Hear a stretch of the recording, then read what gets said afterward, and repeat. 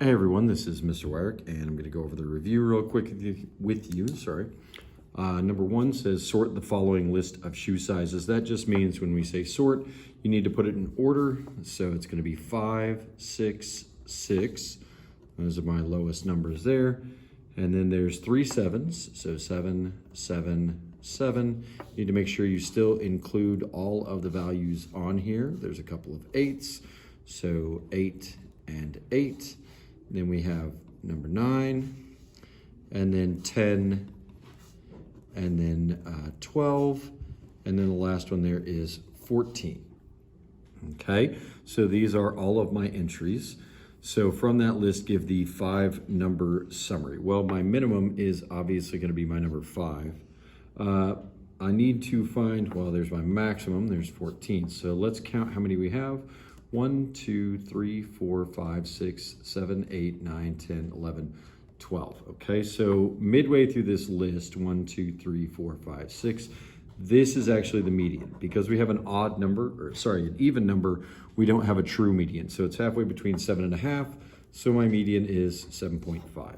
My Q1 score is going to be the median of this half over here. And again, we have an even number. There's 6. So it's right here in the middle between 6 and 7. So that's 6.5. And then over here on this side, 1, 2, 3, 4, 5, 6 again. So midway right here, that's 9.5. So if I sketch in a quick box plot, I've got 1, 2, well, let's skip. Let's say that this is 4. So 5, 6, 7, 8, 9, 10, 11, 12, 13, 14, 15, 16, okay? My max is out here at 14, I put a line. My minimum is down here at 5, I put a line. My Q1 score is 6.5, so 6.5, that's where the box is gonna start. And then my Q3 score is 9.5, so 8, 9.5, there's that. I can close in my box right there. So I've got a box plot that looks something like that. And my median score is 7.5. So there's my median. Looks like we have a skew right concentration data on the left. Sorry, this is kind of going out of focus. Take a look at the following test scores. They're already in order. Which of the scores would be in the third quartile? 1, 2, 3, 4, 5, 6, 7. So this is my median. This would be my Q3 score. So within that third quartile would be 90. The IQR of this set would be 95 minus 75, which is 20. 5 number summary says we have a minimum of 30, Q1 of 40, median of 55, Q3 of 65, maximum of 80. So if I sketch that box plot, probably won't do a very good job here. This is 30, 40. We'll say 50 is over here, 60, 70, 80. So there's my max at 80. My median is at 55, which would be about here. Q3 at 65, which would be here in the middle of that. And that's my box. And then I come out like that. So something like that on your box plot. Possible numerical value that would occur in the second quartile there. This is my second quartile between 40 and 55. So sure, 43 would be in there. But any other number that's between 40 and 55 would be an acceptable value.